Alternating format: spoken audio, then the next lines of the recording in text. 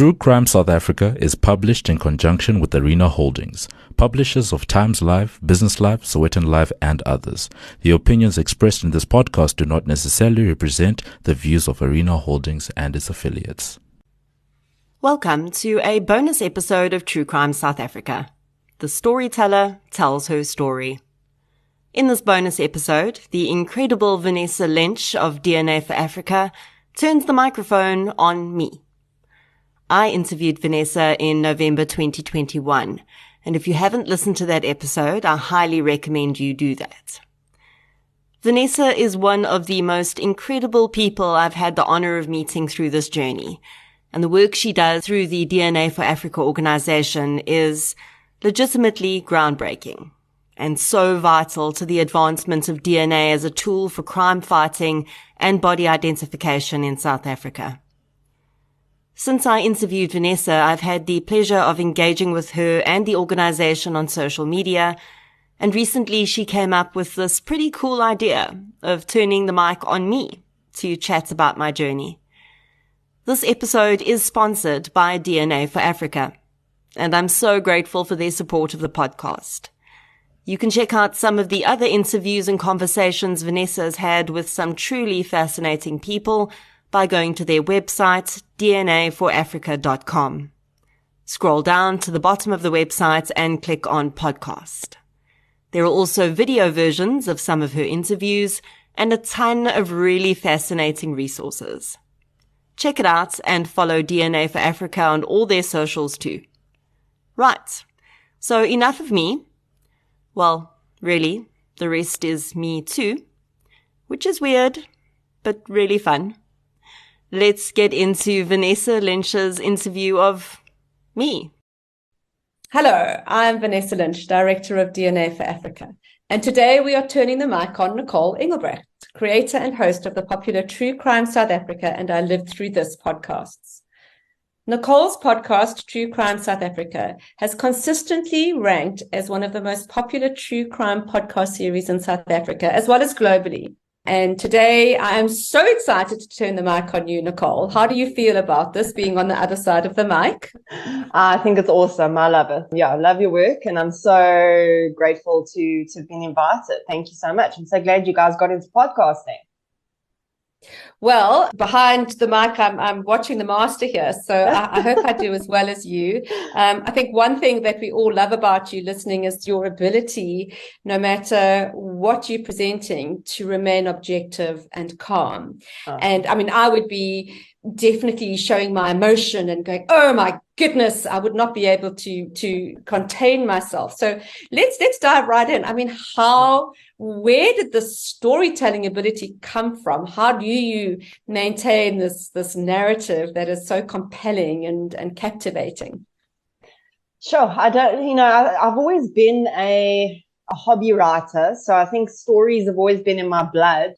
I don't know much about my grandparents, but I know my I think my great-grandfather was a poet. So I think that it's in the DNA somewhere. And, I've always enjoyed writing and never ever thought that it could be something that I would use in a career one day. But yeah, that love for storytelling has always been there. And I just think it's completely incredible to me that I get to now combine that with something that I'm so passionate about, and absolutely so honored to be able to tell these stories, these specific stories, that are so important to victims of violent crime in South Africa. Exactly. And I mean, you talk about storytelling, and certainly I can't imagine that your parents told you stories of crime. So how did you land up becoming a podcast of horrific crime stories? I mean, what was the bug that bit you and said, ooh, I'm going to go in this direction? Yes, I think just like storytelling, sort of the mystery side of crime has always been an interest for me. If I think back, even when I was a child, pre-12, reading lists still included things like, mystery books and that sort of thing. And then as I became a teenager, it's drifted more into the crime side of things.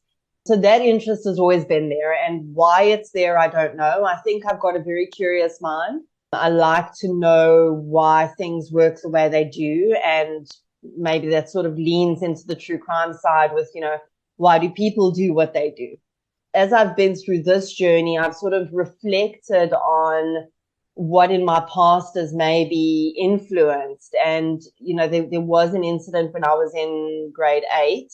I have to purposefully say grade 8 and not standard 6 because that shows my age. I know. When a fellow student in my class, sadly, her younger sister was kidnapped and murdered. When I was in Boksburg, I was at Boksburg High, and at the time, I recall it being, something that obviously stood out in my mind as one of my first sort of close to home experiences of crime, and especially crime against a child. Being so young myself. I mean, the girl was just a few years younger than me.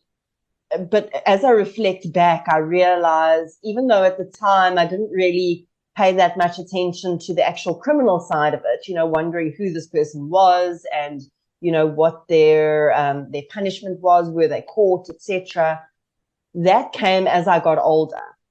And as I reflect back now, I really realize that and a couple of other similar instances in my life have really been quite pivotal in my interest in true crime. So when I decided to get into this, podcasting, medium, for me, I think true crime was always going to be what I was going to do. There was really nothing else that interested me enough for me to be able to talk about it for an hour at a time and not be bored myself. Wow. Yes. No, I mean, I find that there's always a catalyst in many ways. Anyone dealing in this space, there's always a catalyst that really impacted one's life, that, enables people to, work in the space. And certainly when I first started my lobbying and the DNA project originally, I really dove in, but I found after time that it wore me down, and I needed to figure out how to disassociate myself from the horror of the crime. How do you do that? Because I'm sure, you've been doing this for many years, you're very successful, you do it on a regular basis, and you obviously look for some of the most heinous and horrific crimes. I mean, how do you disassociate yourself from this, besides being curious? Yeah. When people started asking me this question, in interviews, in the beginning, I wasn't sure how to answer. And again, it was something I had to reflect on. And I've come up with a few different answers. I think my innate sort of emotional resilience, that's something that I've probably always had, but also built up over the years. That has been a big part of it. I am, generally a very emotionally resilient person. But then also, as I started speaking to people like yourself and others who work with these crimes hands-on on a daily basis, people started talking to me about this boxing off that they do. And I think that I've realized that I do that too without even knowing it. So it's this, that what you're doing is going to achieve something important, and if you allow your emotions in that moment to overtake you, you won't be able to do the job as well as you should. And, you box off those emotions and you put them in another box and you put them on side, and I guess you should deal with them later. Sometimes you don't. But, I think really that's what I do, that really resonates with me in terms of how I deal with this. Separating the point of what I'm doing and why I'm doing it from the really horrific stuff that I'm reading and researching about. And sometimes it's not always possible. And there are sometimes cases that I'll get, an hour or two into research and just think, okay, no, I'm not in a place where I can focus on this case at the moment, and I'll put it one side and come back to it, when I'm feeling a bit stronger. But I think it's those two things, that resilience and that sort of boxing away. Yeah, no, I mean, I fully understand that. And I think it takes practice, weirdly, because I think for me, and perhaps it's similar to you, is that I went through dips and dives. Sometimes I remember, I used to work with Rob Matthews of the Lee Matthews Trust. You all remember the case. And I remember phoning him one day and just going, I just can't do this anymore. It's just too much. And you go through dips and dives, and then you just suddenly something happens, or you meet somebody that's so inspiring and that makes you think, no, you must keep doing this. So I mean, who have you met, or I know you've got an amazing podcast, which we'll talk about later. I lived through this, because I think you do have to start looking at the survivors, not only the perpetrators of crime, in order to keep going forward. But tell us a couple of people before we get into the worst crime ever. Let's start on a high note, that have inspired you to retain hope and faith in human nature, because you've obviously seen the very worst side of it. Yeah. So I think, at the very basic level, when I get to points that I feel like, this is just too much, often my listeners reaching out to me, and I don't think they realize how important those sort of positive comments and messages and emails and things like that they send through, to them, it's probably, them just reaching out. But those comments are very important to me. When people reach out and they say, your episode on whatever it was helped me with X in my life, or even just, things like, strangely enough, the podcast is calming for some people, even though it's, people living with anxiety, it gets their mind off things. So that as a very base is beneficial to me. But certainly for me, it's been the victims' family members and survivors that I've managed to meet, that above all, when I chat to them, whether it's on email or in person or on the phone, I think to myself, I'm just telling the story. You actually had to live through it. And you are still living through it. You'll live through it until you take your last breath, and seeing them carrying on and, continuing to push for justice, or continuing to, try and live a life that doesn't daily, let that perpetrator take away from them every single day. That is truly inspiring. Yes. And then, last but not least, people such as yourself and others who work in the arena hands-on, who are, I'm sitting behind a microphone, and it's very seldom that I actually do any sort of hands-on work, and certainly nothing that puts my life at risk. And, when I chat to police officers and, these types of people who, despite all of the lack of resources and the difficulties and the, comments from the public and all of that they're dealing with, they continue to go to work on a daily basis and literally put their lives at risk for us, So, certainly those three aspects. Yeah, no, I mean, I think people will certainly resonate with that. And your voice, I have to say, is very calming. You really have honed that skill. It's lovely. When I listen to your podcast, and I must tell you, people always say, "Do you watch CSI?" And do you? No. But there's something, because of the reality of your stories and the way in which you project your voice and tell them. It's mesmerizing. So you really do have a great skill. Thanks. So, okay, so let's go diving right in, because everybody loves to hear about, I mean, what is, it's difficult to say your best story, because it's not about that, but you've done, I think, over 167 podcasts, I think. I'm not quite sure what the number is. Yeah. And I'm sure that, South Africa is a playground for criminals and violent crime. So there's no shortage there. But I mean, what, in all of your storytelling and your podcast, what stands out as the, just for whatever reason, whether it's because it was horrific, because it was a mastermind crime, what is the standout case that you've told a story about? Yeah, so I think a few of them for different reasons, but always the unsolved ones. So the percentage of unsolved cases to solved cases that I talk about it's quite small, because I only choose unsolved cases where I know I'm not going to do damage to the case by talking about it.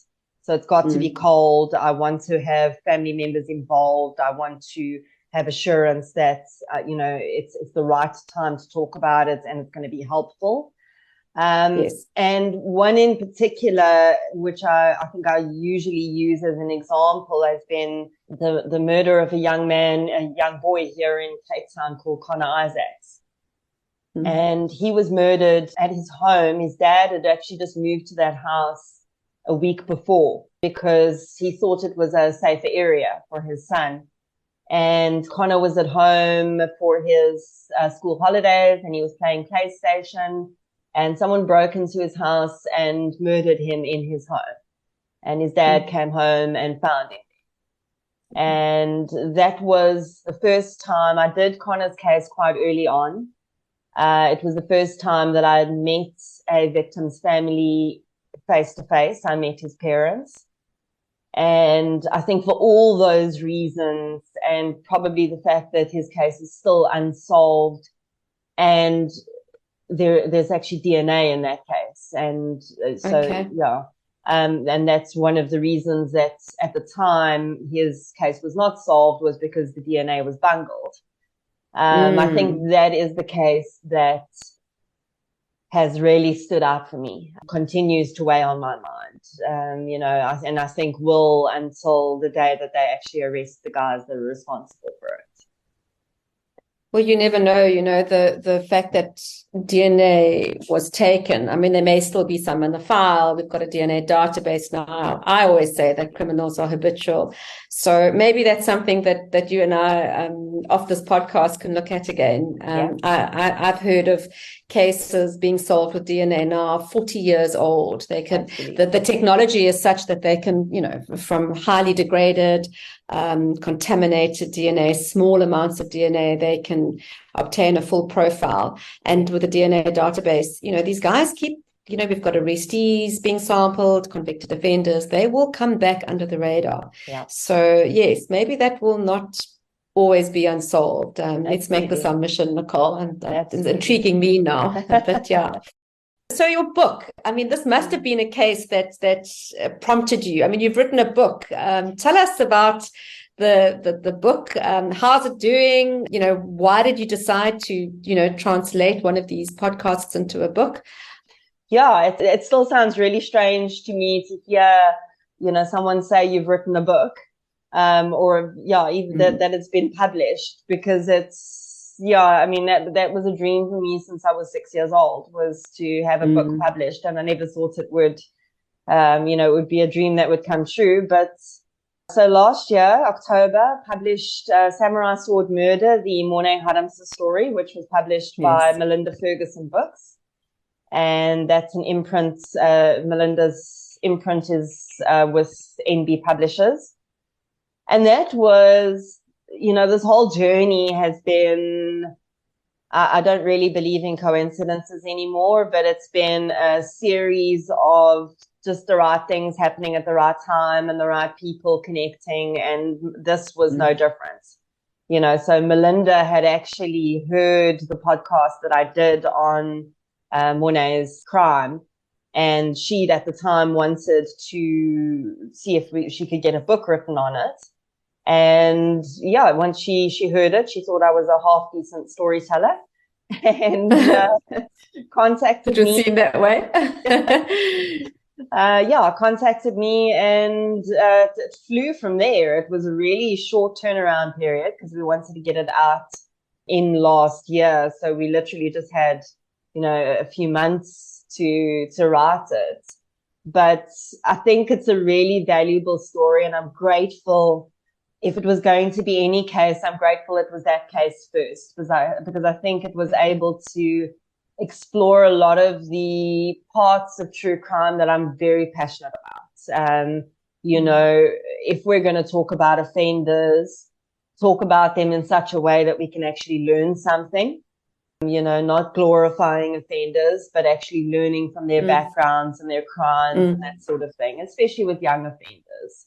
you know, and getting rid of that sensationalism, which is often like, you know, really does not serve the victims.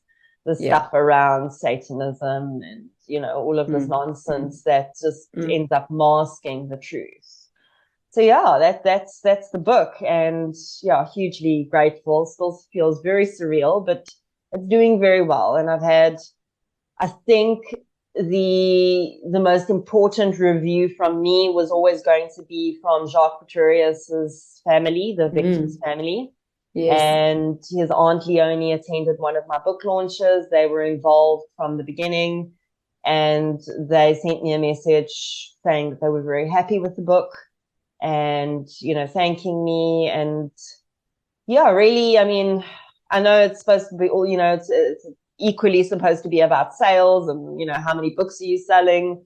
But for me, that is, you know, I could get 100 bad reviews, and as long as I got that one, you know, that's what it's all about. 100%. No, absolutely. Well, congratulations. I mean, it's, I mean, anyone who's written anything of that nature, I'm sure it really becomes a part of your DNA. It really does, because you're so invested in it and you have to get so deep into it in order for it to be successful. So well done. That's really exciting.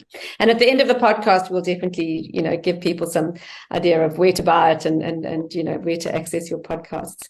But yeah, I mean, you raised something that we don't often talk about. You know, you tell stories about crime. You know, I lobby for DNA databases and development because I see that, you know, there's so much future in that. But crime is very complex, and two aspects of it. First of all, a justice system, you know, is it robust enough to really ensure that you've convicted the right person? And, you know, this also brings up another element, which is if you have rehabilitation, which is so poor in this country specifically, and there's just this vicious cycle. You know, so two aspects of the question. First is, do you think our justice system is robust enough to ensure that we are in fact convicting the correct guy when, you know, when people are convicted of a crime? And secondly, a simple insight into what you've seen regarding rehabilitation, or if you feel there's anything further that can be done. I think that before I started this journey into, you know, all the cases that I've looked into, I would have thought without a doubt that every single person behind bars in South Africa and probably across the world is a guilty person. And I think that the reality is, no, they're not. I think the vast majority is. Yes. But, you know, in a South African context, I think if we see, you know, how deep corruption is proving to run through all aspects of our country at the moment, and it's being unearthed at a sort of staggering rate, I think that we would be, you know, it would be ridiculous to assume that that would not be happening in the legal system as well. You know, whether that's with judges, whether that's with prosecutors. I am very grateful that we do not have a jury system in South Africa, because I think that would be very badly misused. I would like to say that I would still think that, you know, probably at least 90% of the offenders being found guilty in South Africa are in fact guilty. I don't know that would be correct. You know, it's so difficult to say when I start learning things about, especially in the Western Cape, you know, where we have such a huge gang issue. Yes. And, you know, I chat to criminologists who've worked so deeply with the gangs, and they tell me that in almost, you know, in a vast majority of gang-related cases, the person that ends up with the crime pinned on them was not the perpetrator. You know, so that type of thing really, really makes me worry. Yeah. I see today, I've just seen the headline, the man accused of murdering Megan Kramer has been acquitted in the Western Cape. Wow. And that's concerning. I haven't delved deep enough into that case, but I know that there was a lot of victim blaming going on there. There was a lot of weird stuff happening there. And I just hope, you know, if he didn't do it, that's them justice, but someone did it. And it's concerning that an investigation would not have brought forward who that person could have been. So that's, that half of your question. And then in terms of rehabilitation, I've had the pleasure of connecting with people like Zibeth Hansen, who is a psychologist with DCS. And she's taught me a lot about the humanity of offenders. And, she is very realistic about the possibility of rehabilitation. She knows which of her offenders can be rehabilitated and which can't, or which have a better chance and which have a very poor chance. I think certainly in all sex offences, I'm very hesitant to even hope that there would be any form of rehabilitation there, depending on the circumstances. But so often we see sex offences being so psychologically ingrained that it's almost impossible to get that out of the offender. Yes. And I think that when we look at our parole system, that is a huge issue for me that needs to be looked at, because although we've maybe made progress in going from a punitive to a rehabilitative system in our prison systems, we have not adjusted our parole system to actually understand what rehabilitation looks like. Yes. Rehabilitation does not look like I'm sorry and I won't do it again and I've been a really good, well-behaved prisoner. That's not rehabilitation. No. That means you're rehabilitated in a prison environment and you're not going to reoffend in a prison environment. It doesn't mean you're not going to reoffend in the outside world. So that is certainly concerning to me. Our prison system and our parole system, there seems to be and our legal system, there seems to be a desperate disconnect there. And it's allowing these serial offenders to get out and do it again and again and again. Well, we see this in the database when they pick up offenders that they think have been connected to one case and they suddenly link to up to 100, literally. And those are only the ones that they managed to obtain DNA. So, it's a very complex social problem, but there are cases, and I know where I've listened to psychologists speak, that it's very difficult with serial sexual offenders often to rehabilitate. But it doesn't mean that rehabilitation shouldn't happen. And I think it's something we should always, I remember being almost attacked by a young criminologist student, and she said she wanted to meet me for coffee, and I was quite taken aback because I thought she was going to talk about, the amazing work of the DNA project. And she sat there and she just said, you're putting all these people in prison, but what are you doing about rehabilitation? And she went through, the difficulties. And at the end of that, I actually said, thank you for bringing it to my attention. This is what I do, and this is all I can do. What are you doing about it? And I think that we have to keep it on the table and talking about it and hoping that, as you say, there are many people who are dealing with it. We can't do everything, all of us, but we need to be able to talk about exoneration, talk about conviction, and talk about rehabilitation in the same context. They're not separate, and it's complex, but we have to ensure, as you said. And exoneration, I think it would be great for you to do a series on exonerations, because my goodness, have I seen some exonerations through DNA. I used to sit on the DNA Innocence Project in South Africa on the board. And I've still got cases that are in my folder. And it's very, our DNA Act actually allows cases to be opened for exoneration purposes, which is highly unusual in legislation. Wow. Because in America, the process just to get the case opened once somebody's been convicted is a huge, you've got to literally go to court. Whereas in South Africa, if you can show that there may be a case for exoneration, they're compelled by law. So maybe, Nicole, these are a few cases I can put onto your table. I think it would be fascinating. And again, DNA, because of its subjectivity, and I'm not punting DNA for that aspect, but most of the exonerations have come through DNA. because, eyewitness testimony, as we know, is just so unreliable, and other forms, they used to sort of, the hair analysis. I mean, oh my goodness, he's comparing hair shafts. I mean, I cannot believe it's literally people have been convicted on the basis of that.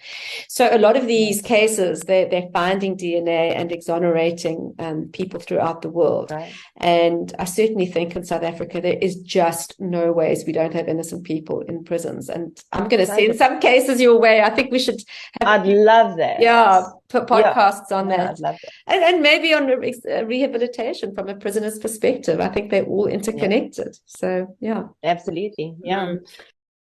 And I have lived through this. I mean, this is your new podcast, and from what I can tell, you're focusing on the survivor stories, and I must say I work with a lot of survivors too, and it's just so humbling, and it's just an incredible space to see the tenacity of human nature. What prompted you? And I mean, this is when you talk about using your platform to do good. Is this what compelled you? And can you tell us a bit about I have lived through this? I think through True Crime South Africa, I learned, I guess I've always known that storytelling was powerful, but I didn't realize how powerful our own stories are to us and then to others, once I'd interviewed a few people or just spoken to a few people and they'd been able to tell for True Crime South Africa and been able to, they told their story in sort of from A to B, I had so many of them coming back to me and saying to me, it's the first time I've actually told my story like that. Mm. And I've remembered things, positive and difficult things, and I've gained a perspective that I didn't have before, and then the flip side of that was I was having people contacting me and saying, just listening to that person tell their story helped me in, X, Y, and Z ways. Mm. So, and it wasn't just crime stories. People would reach out to me and say to me, I know this isn't really crime related, but I wanted to share this with you, and there was, people surviving cult situations or abuse situations. Sure. And I just thought, it was almost wasted because these stories didn't fit into True Crime South Africa, but I really felt they needed to be told. And there's so many survivors out there of all types of things that deserve a platform. And I've had so many of them tell me, well, the media is not interested in my story because it's not happening now and it's not shocking enough or it's not, whatever enough, sensationalist enough. And I guess I hope that would firstly provide a platform for that. But I will admit that it was also, for me, it was a way to have something to do that was almost a place to go when True Crime South Africa got really hard, so it was, without fail, every single time I get off an interview with one of those survivors on I Lived Through This, I feel inspired, I feel grateful, I feel like, geez, what the heck am I doing with my life? These people are doing this with their life, Yes. So it was a bit selfish as well, but I also saw it from the perspective of the listeners of True Crime South Africa probably need that as well. Yes. And, and I know there's probably an even bigger audience out there, which after launching the podcast, I can see that can't listen to true crime on a regular basis for whatever reason. And the I Lived Through This stories where you're going to get a happy ending, is something that they can listen to. Yes. Absolutely. So I think that's really some of the things that drew me to developing it.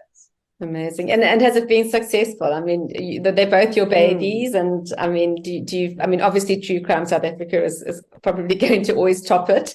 That's just the morbid nature of humans. But I mean, have they both done equally well? Or, I mean, do you see, tell us about how do you compare the two? Are they listened to equally or? Yeah. Oh, great. So interestingly, I must say that when everything happened with the book last year, I had to put I Lived Through This on the back burner. So I haven't released episodes for a good couple of months. Okay. But I do have interviews in the bag, and I'm starting to release those again soon. But interestingly, and it's difficult to compare because I already had the platform when I launched I Lived Through This, whereas True Crime South Africa was starting from literally no one knowing who the heck I was. Yes, yes. You know, but I Lived Through This actually started shooting up the charts within sort of the first 2 weeks of releasing the episode. Oh, wow. So okay. it had a really phenomenal, people were reaching out immediately, and still now, I mean, because I haven't released in a few months, people are regularly asking me, when are you releasing again? I hope you haven't, stopped with this podcast. So yeah, there's definitely an appetite for that sort of thing out there, and lots of survivors that, I'd love to tell their stories. Well, I've definitely got a lady for you who I've worked with, Malika Oringo, who's a survivor of human trafficking, and my goodness, she has the most compelling story. She speaks at the United Nations now. She's a global figure. I'm going to put you in touch with her because January has actually been they've been highlighting human trafficking as such a scourge, and it really is, specifically in Africa. So many people are trafficked out of Africa, young girls and vulnerable girls, people posing as Red Cross volunteers, promising the world. And her story is, my goodness, one of survivorship and mentorship and hope. I'm going to put you in touch because it is, when I listened to her story, she did a documentary, and I was privileged enough to be, with her because I had met her and we'd done this together. There was not a dry eye in that room. It was just, you cannot believe how people survive and what goes on. So, you're doing a great, as you say, you're providing a platform, first of all, for us to open our eyes as to what these crimes are. And through listening to the survivor, it's real. It's very sobering that this happens. Yeah. Absolutely. So I'm giving you lot of content, Nicole. I can't wait for this year. Love it. So I mean, we spoke about how dark human beings can be, and we've spoken about hope and what have you. But I see, I mean, just on a completely personal nature, you've got this amazing beagle that you always talk about, and I'm sure you look at your dog and just go, oh, thank goodness for you. When you look at, hear about the human stories. I mean, tell us something we don't know about you, your dog, have something you're willing to share with your audience. So, your superpower we don't know about, other than your voice. Shame. Yeah. So, I mean, Chumley is my 11-year-old beagle. He is blind. Oh. He really is quite actually an inspiration to me. And he reminds me every single day how humans can learn so much from dogs. Yes. Because, so in 2021, I lost my Labrador and my Basset Hound within a month of each other. They both passed away. I'm sorry. And Chumley was obviously very attached to his pack, and he lost his whole, most of his pack in such a short space of time. And then within a month after that, we realized that he was blind. So we think what had been happening was our other two dogs, he'd been losing his sight over time because we figured out both his retinas were detached. And it looked like he'd been losing his sight over time, but the other dogs had actually been guiding him. Oh, wow. Yeah, it's quite phenomenal. It's to such an extent that we hadn't realized he was blind. My goodness. Or that he was losing his sight. Yes, then when they were gone, he didn't have anyone to guide him. And that's when we actually realized, and I felt terrible about it in the beginning. And the vet said to me, it's not that uncommon. Wow. Animals will, obviously in the wild, it's a bit different because his, and I will admit that our Labrador was a lot more, she was quite aggressive to him. So I think she saw had a different take on the blindness, more of that, the sort of wild weakness take on it. That was just amazing. And then watching him adapt, he's lost his sight now for just over a year. And the speed at which this little guy has adapted to not having any sight after having been able to see, almost his entire life is just phenomenal. And, just moved to a new house, and he adapted super quick to that as well. That, maybe something that listeners don't know that I'm sort of dealing with on a daily basis as a disabled animal. But just how amazing, it is, if a human being loses their sight and they've been able to see their entire lives, we'll probably go crawl into bed and just, want our lives to be over. We'll eventually get over it and move on, but it'll take a far longer time, and that's why just those things that we can take from animals that they just like, oh, well, this is what's been dealt to me and I got to move on, so maybe in a way, old Chun-Li is sort of a mascot for I lived through this, because he's like absolutely the ultimate I lived through this guy. Or maybe he should be on the cover page. Yeah, but it is. Maybe. There's also that, I often talk about your tribe, how you need to lean on your tribe more. I think we've become, super independent, and, the world's tough out there, and we forget that from our roots that, we need to, through hard times, and a lot of your podcasts are about hard times, how we need to just lean on our tribe more. People, we need to become more human. I think we disconnect too often. And that really is a story of true connection. So and your superpower, your hidden talent, what is yours? Something we don't know about you. Goodness.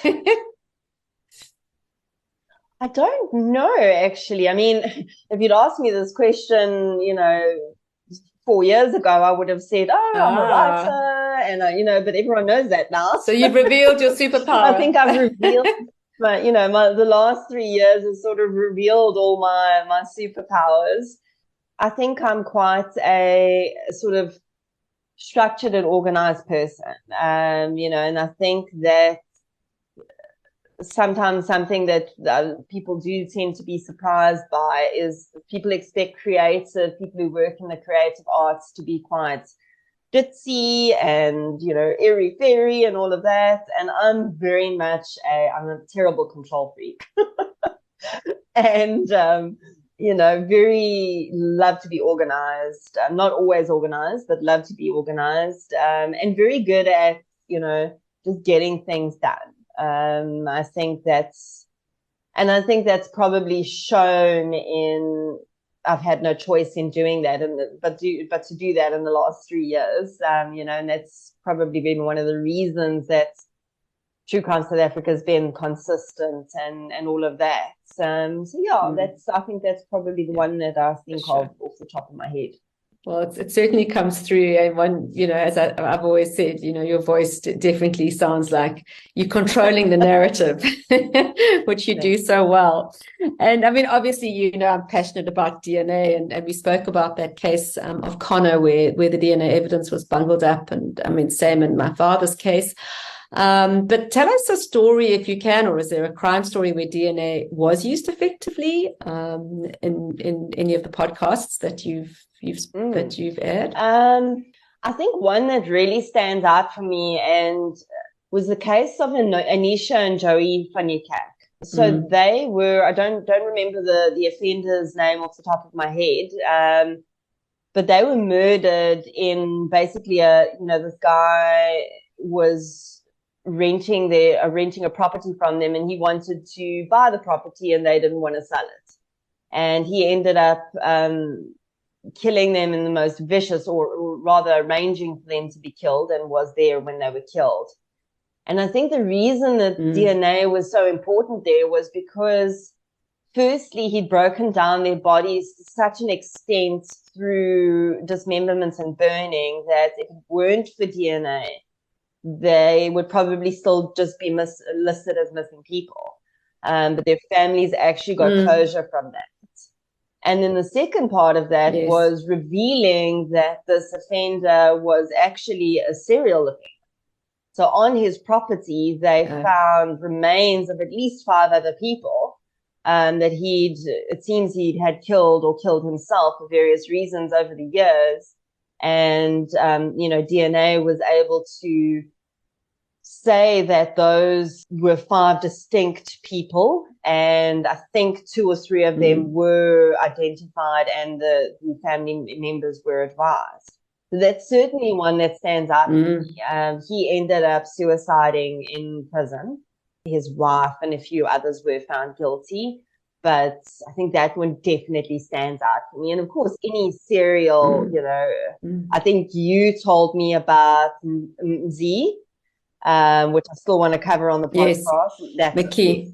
I've done a little bit of reading after you sent me the judgments, and that one really stood out for me as well, because he would have just been released back onto the streets after he'd served his short little stint for his petty crime if it weren't for DNA.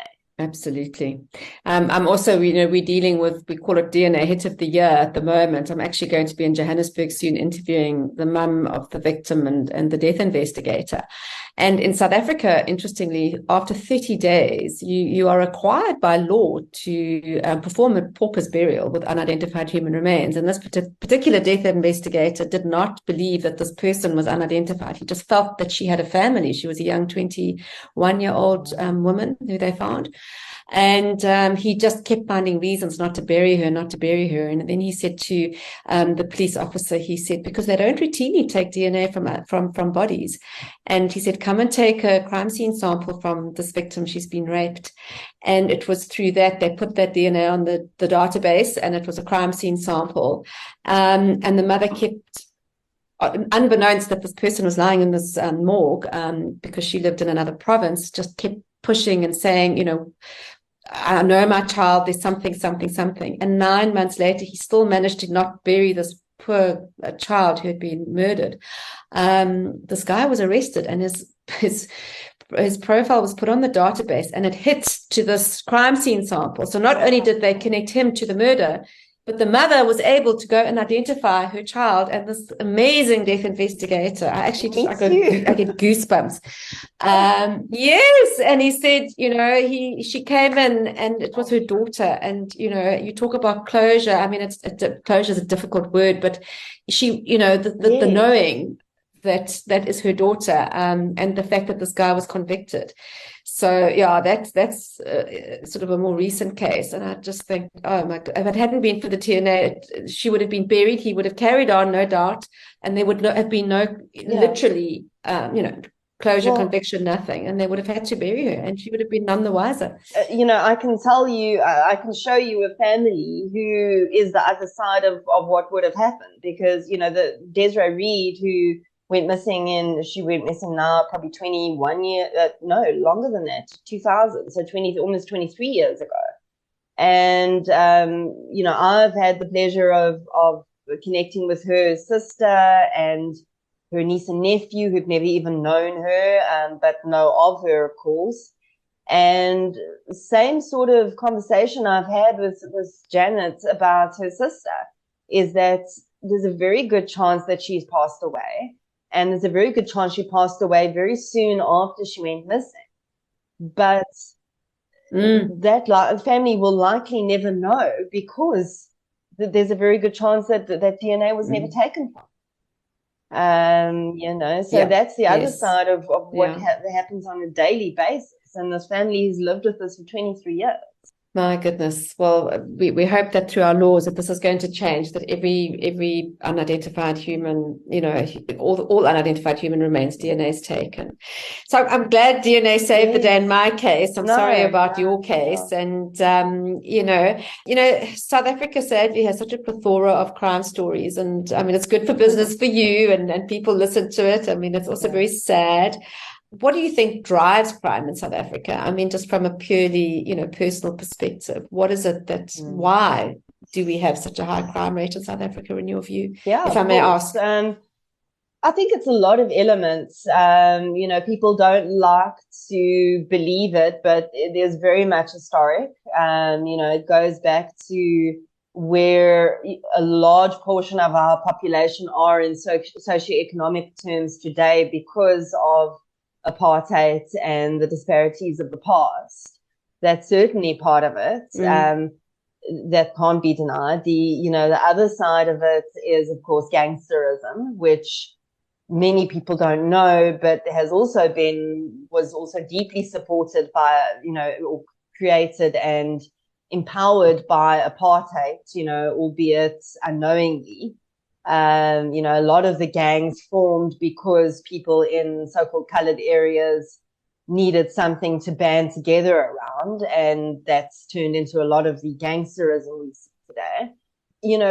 So I think it's very much socioeconomic, goes back into our past, but sadly it's a cycle, and we know that, psychologically, when children grow up, and even adults, when we live in a society that is so violent and we are exposed to this stuff every single day, we do become, desensitized to it. And when that desensitization pairs up with perhaps a difficult childhood, other existing psychological problems, it's going to repeat that pattern.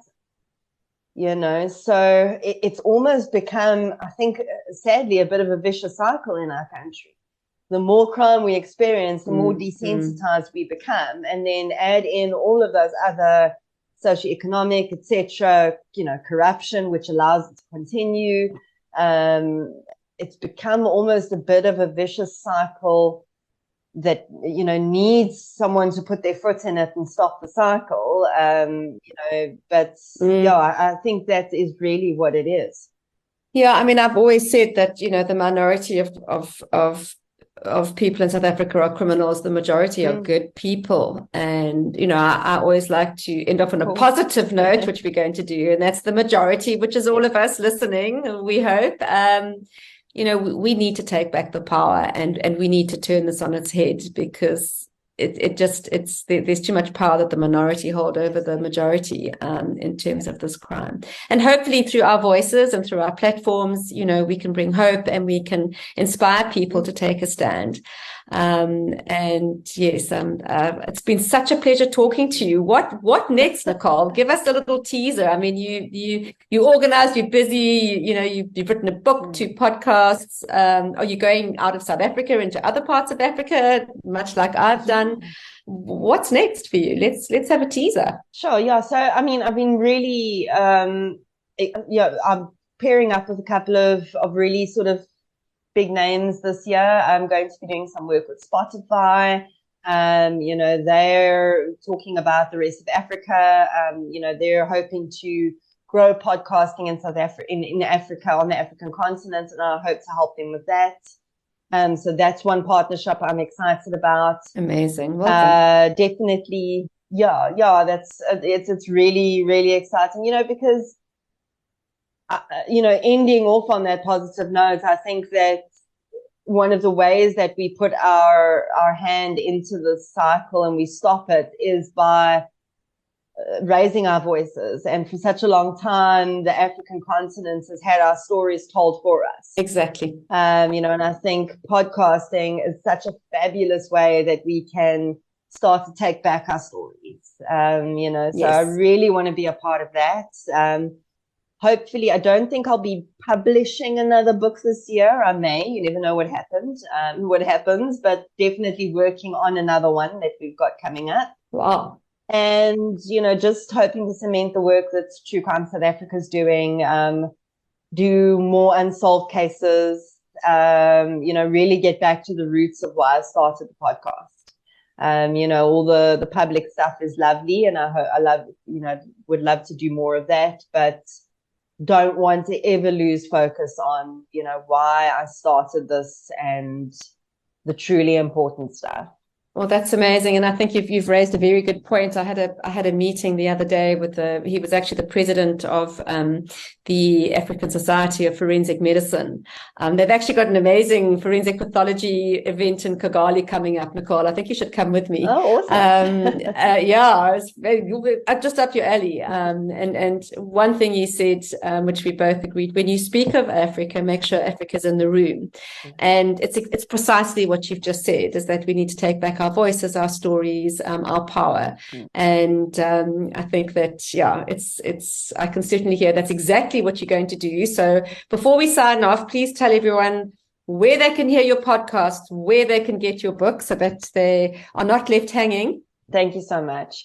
It's been fantastic. Thank you so much, Vanessa. Podcasts available, both True Crime South Africa and I Lived Through This, available on Spotify and all other podcast platforms. Also on the True Crime South Africa website. And then the book is available in hard copy in any bookstore, exclusive books, etc. Also online in ebook version on Amazon. And then the audiobook is on Audible, and that is narrated by me as well. Amazing. And this has been such fun turning the mic on you. I have to say, I hope I've done it justice, because you really are you are the crime queen of South Africa. And it's just been wonderful to just dive deeper into your stories, continue to do the incredible work that you do. We will always be tuning into your podcasts, reading your books, and certainly feeding you some cases, and awesome. Some interesting stuff is coming your way. I'm Vanessa Lynch from DNA for Africa. I've been chatting to Nicole Engelbrecht from True Crime South Africa, and thank you for listening. It's been a pleasure. I really enjoyed chatting with Vanessa, and I hope you all did too.